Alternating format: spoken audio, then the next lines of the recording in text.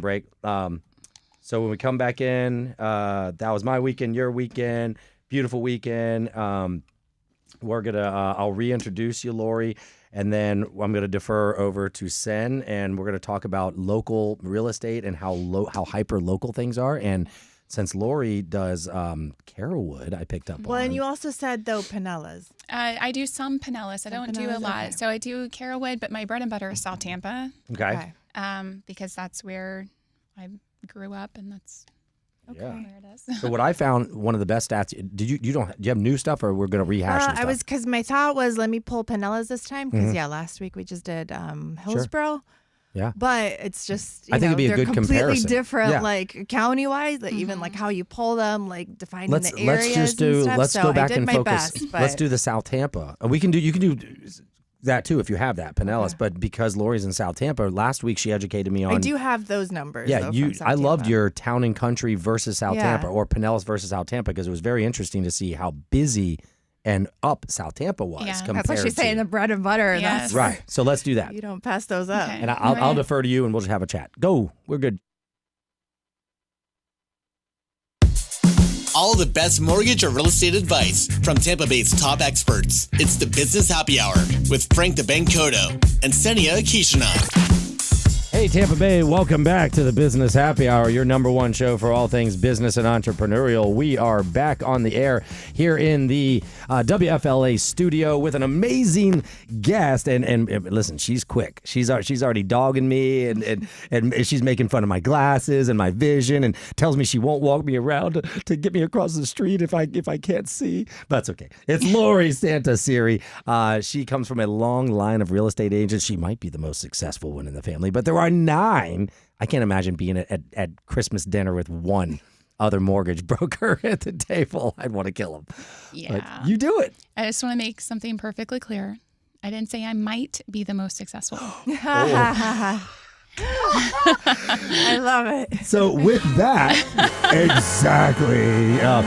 Watch out for your holiday dinners. But if you do want to get in touch with this quick real estate agent, she's not just an agent, she's a broker associate with Coastal Properties. I always ask my guests, I'm like, well, what are we going to advertise? What are we going to say? Lori, you win the prize for 2026 so Thank far. you. She's like, well, that's easy. Just don't worry, Frank. Call Lori.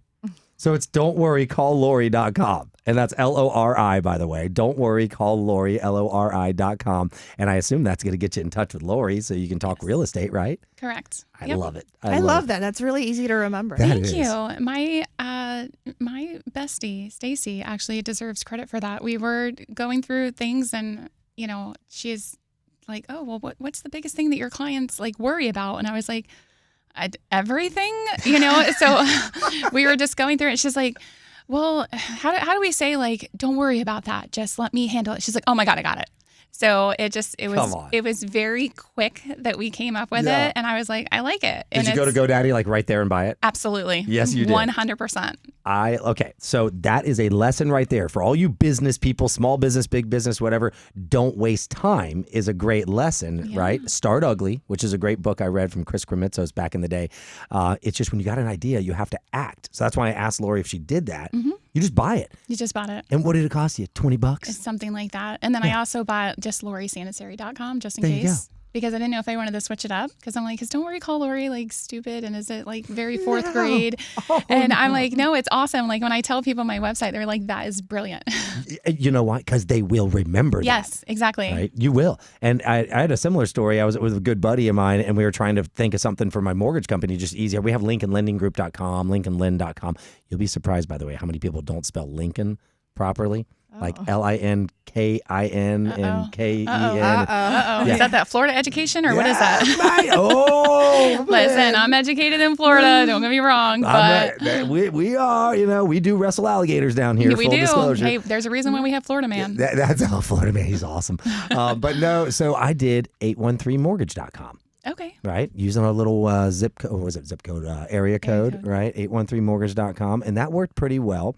If they know how to spell mortgage. If they know how to spell mortgage, yes. And that's tougher than Lincoln. Yeah. It really is. But then I found out the hard way because I bought a vanity number from Magic Jack. Do you remember that back in the day?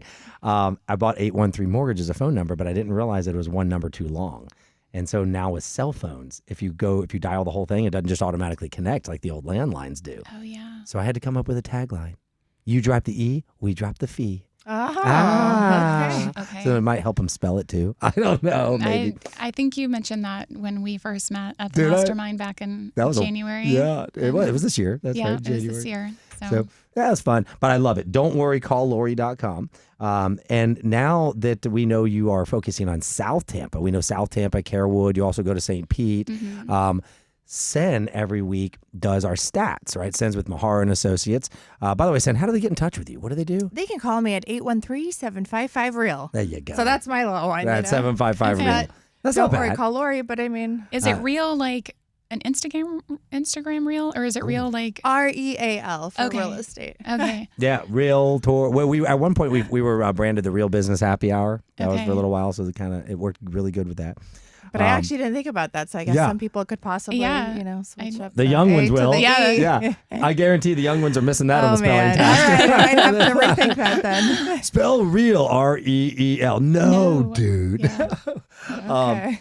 So Sen does our stats, and last week I loved it. She did some hyper local stats, right? Because real estate we talk about all the time is very, very hyper local, and we've been doing like Hillsborough, Pinellas, Pasco, but then we never drilled it down. So I know you still have some of the South Tampa, and I think you pulled up some other things, but I thought it'd be appropriate that we chat a little bit about some of those things we talked about last week with the South Tampa and how different it is. Sure. And actually, I also did Carrollwood because that's Oh, where very I nice. do a lot of my Okay.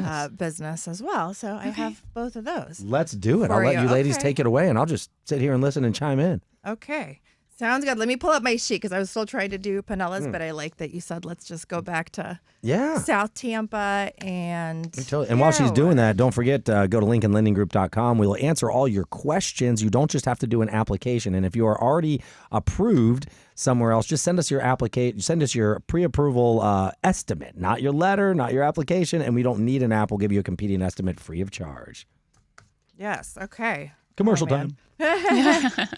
All right. So typically I do pull up the association one. So that's, just general, Hillsborough County, but adds everything up. And I was telling Frank, I'm like, it's a little bit skewed because even like days on market, if you take the average for Hillsborough, it's like at 54 days. I'm like, where we're at, I'm like, we're still selling pretty quickly. Yeah. If they price it well, I mean, that doesn't quite add up. And sure enough, so when I pulled the Carrollwood, like Northdale Citrus Park, the 33624, 25, and 618 stats, we were actually at 27 days on market.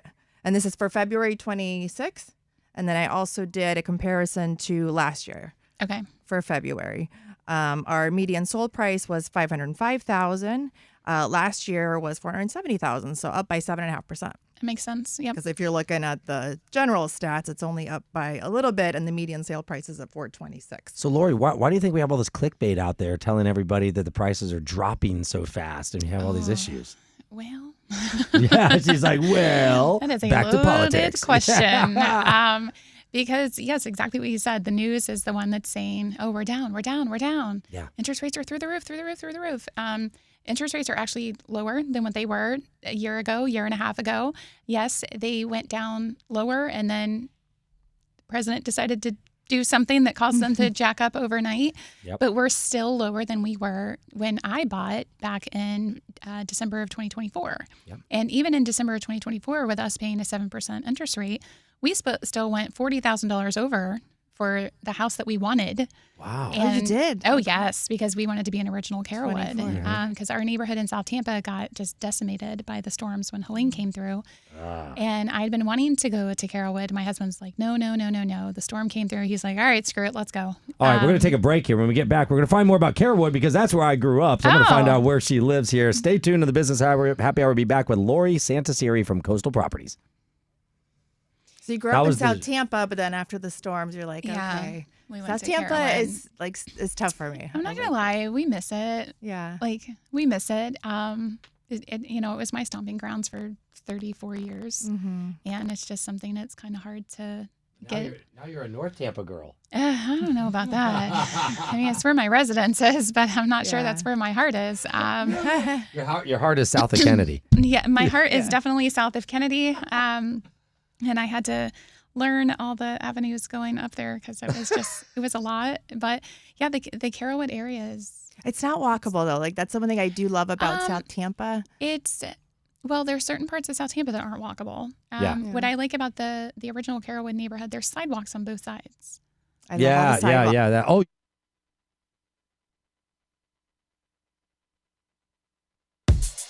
Welcome to the Business Happy Hour radio show with your host, Frank the Bank Cotto, the owner of Lincoln Lending Group right here in Tampa Bay for 23 years. Joined by his incredible co-host, Senia Akishina, realtor with Mahara and Associates, Tampa's top real estate company. Together, they have helped finance and close nearly $1 billion of real estate every year. If you're looking for local mortgage or real estate advice, the Business Happy Hour team has been right here on News Radio WFLA for over a decade. Listen right here or find us on the Business Happy Hour YouTube channel or follow us on Instagram at Frank the Bank Cotto. Now sit back, relax, and get ready for some serious mortgage, real estate, and business talk with two of Tampa's top experts. Here's Frank the Bank and Senia.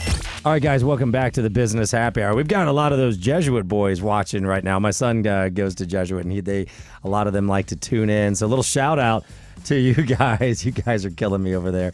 Oh, are you watching these comments come through? Two girls, one Frank. Oh, my Lord. I wasn't even going to repeat that one. Cynthia's watching it.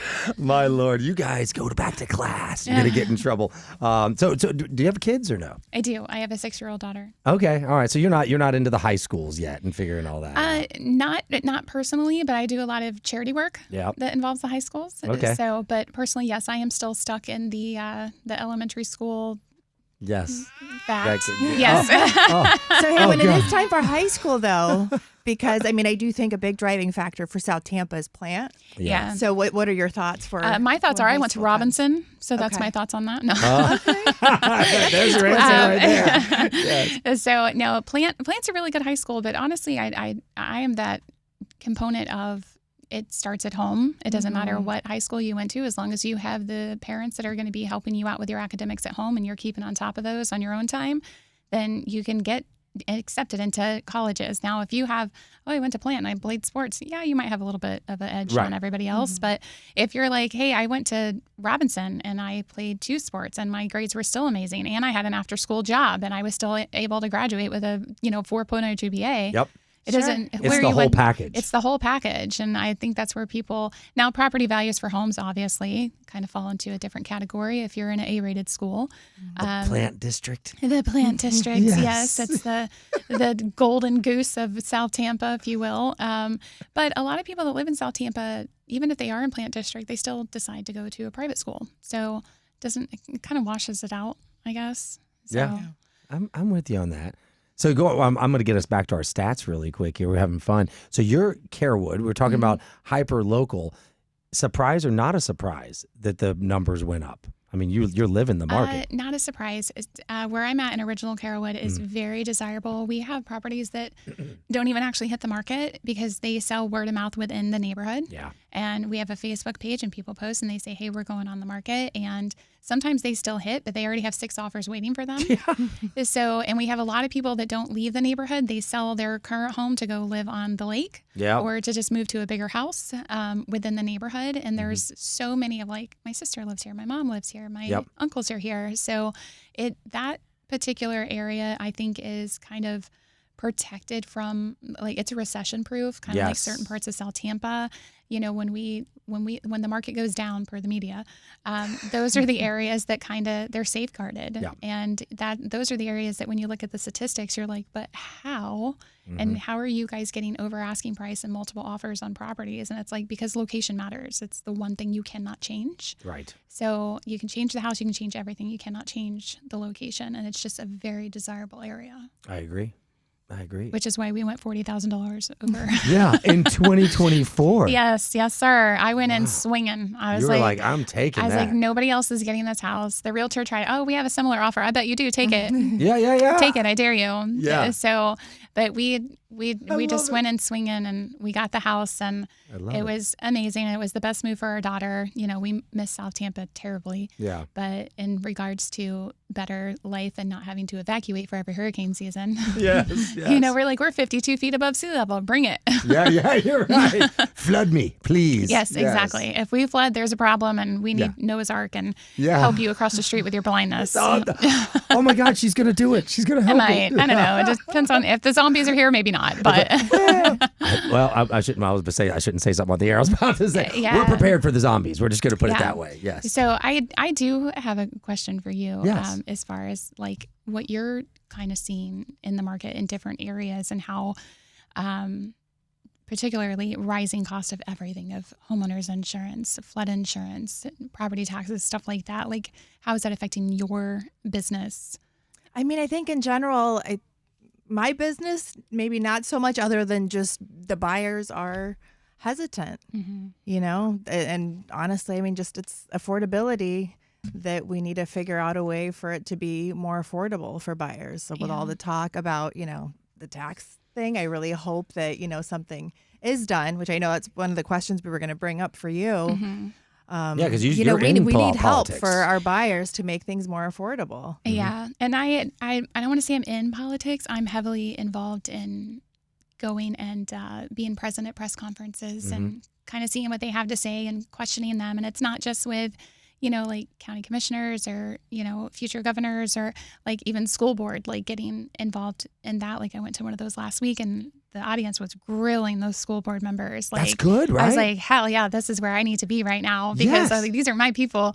Yeah. Because they weren't letting them bypass any questions. So good. But as far as the property tax thing, I think the biggest misconception that people have of that, of like, oh, where are we going to get the money? And it's like, you do understand it's only for homesteaded properties. They're going to be exempt, you know, and it's not going to be completely exempt. Like we're still going to have some taxes. It's just not going to be an excruciating amount where people that have owned their homes for 30, 40 years have to sell because they're on a fixed income and they can no longer afford it. Right. And I've done a fair share of those, where people are like, I just can't afford it anymore and they have to let the house go. Yep. So it's only for homesteaded properties. And currently in the state of Florida, we're at I think 47% of homesteaded properties. Okay. And the rest are commercial, vacant land, rental income. They're not homesteaded. So those are not going to be exempt. They're still going to have to pay taxes. Right. But I think what we need to know collectively as a whole for Florida residents is like, what's the game plan here? If we do get rid of this, like it has to be a nice balance of we're not going to raise the property taxes on the people that are going to still be paying them because that's going to fall back on renters. Because or what about non-owners? Non-owners, right. Yeah. So it's going to fall back on the renter. So if you have a rental property and they're raising the taxes by $2,000 a year or whatever, just play with stupid numbers here, that property owner is not going to be like, oh, well, that's the burden of being an investor. No, they're going to say, okay, Mr. Renter, now you're going up $500 a month. Right. But we need to make sure that that's not going to happen. And or they're not going to just raise taxes on goods and services. Like it can't be both. Like our elected officials have to figure out how that's going to work. And I can see both sides of the coin, but I'm sick of you own a property, but you don't ever fully own the property. You're still renting from the government for the rest of your life. Good point. If you have property taxes on the property. So the state of Florida brings in like $50 billion a year in property taxes. Oh my gosh. Which is insane. And Hillsborough County uses $3 billion a year to operate. Wow. So, and it's one of those things that like if you're looking at where's the money going, because our schools still need help. Our roads are still, potholes and sidewalks uneven. And, I think it's District 3 in Hillsborough County. I could be wrong about that, but in one of those districts, I don't want to say which one of those, there's a 5-year backlog of complaints that have been put in about potholes and uneven sidewalks and things that need to be fixed that are not being addressed. So people are like, oh, we need it for infrastructure. We don't have it for infrastructure right now. Right. Like it's not there. Right. It's not there. And the same with the schools. If we had enough money for our schools, our teachers wouldn't be paying for their own school supplies. Yes. The parents would not be being asked to bring in 3 pages worth of school supplies to donate to the school. Which is crazy, right? Yes. Yes. Like we wouldn't have fundraisers every single week. Yeah. I can't have any more of those chocolate bars and those peanut M&Ms, okay? Like there's just too much. Yeah. So if they're, everybody's argument of like, where did the schools get the money and where do we do for infrastructure? And it's like, those questions need to be asked right now. We have $50 billion coming into the state for property taxes alone. Where is it being allocated to? Or more importantly, who is it being allocated to? Because you have these politicians, and I'm either going to get hate mail or I'm going to get good job. But they come in and their salary is $140,000 a year and they leave after a 4-year term, millionaires. Yeah. How? I'm sorry, the math's not mathing. Is that what the kids say these days? Right. The math is not mathing on that. So if we have a plan to remove the property taxes, there needs to be a very solid game plan in place of where the funds that we currently have, where they go, what can be eliminated along with property taxes. There's things in the budget that just don't make sense, that are not being utilized, and I feel like they are being used for other sources that we are not being told about. So if they're not going to be willing to be transparent about everything, it's just a losing system for all involved. Yeah. And more people need to be asking more questions instead of complaining and getting into fights on Facebook and Instagram and in the comments and you're stupid, no, you're stupid. Like everybody needs to come together and collectively, instead of us being against each other, we need to go and be against these politicians and be like, we are now asking you the hard questions and we demand answers from you. Sadly, the media comes down on us if we try to ask those questions. But you know what, though? Unfortunately for them, we still have freedom of speech on some level. Unfortunately. As of right now. Right, yeah. Unfortunately for them, like I said. So if this is something that you're passionate about, reach out to your county commissioners, reach out to your governor, reach out to your state officials and be like, hey, like, we want answers on this. Where's the game plan? Like everybody's talking about it, but nobody is giving a breakdown and being transparent about how it's actually going to unfold, if it actually unfolds. And I think there's a good majority of people out there that would vote for getting rid of property taxes. But again, I can see the other side, that if it's just going to increase our day-to-day taxes on goods and services, or it's going to interrupt the financial situation and burden more the renters that are out there, then because don't they outnumber us? Even if not getting rid of them, I mean, why can't we reduce them? And that's there's got to be, like, if somebody's managing it properly, if there's a will, there's a way. Yeah. So I mean, even if not completely gone, maybe they could be. So we got to take a break. We're not ending this conversation. So you guys, this is I don't tease you guys that often, but we're teasing into this next segment. It's our last segment. So we're going to finish this conversation when we get back with Lori Santarsiere. And if you like what she's talking about, if you want to back her up or use her as a real estate agent, don't worry, call Lori. That's all you've got to do. And I bet you she'll tell you privately even more than she's telling you right now. Stay tuned. We'll be back in just a minute on the Business Happy Hour. Yeah. Okay. We're waiting. Do you see the blink if you're in danger? Who did that? Andrew, that's the goalie for their hockey team. I almost wanted to say that. I am not suicidal. I'm not. They're not blinking. I promise you. Yes, I am not in danger. Oh my Lord, these guys are having fun over there today. All right, fire it, James. Let's go. Let's get back to the Business Happy Hour radio show with your host, Frank the Bank Cotto, owner of Lincoln Lending Group, and his co-host, Senia Akishina, realtor with Mahara & Associates.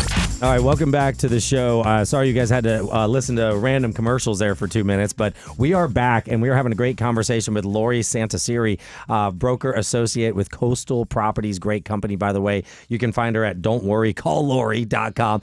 Again, the winner for the best vanity site we've had all year, and that's probably going to hold for a long time.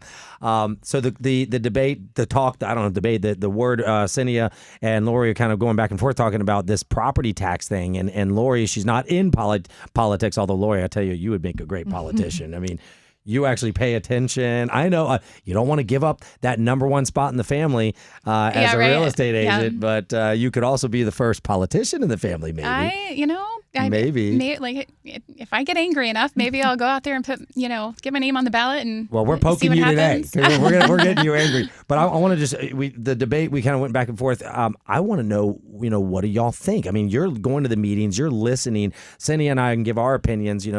I think renters outnumber owners was my concern, and I think you brought up a great point about.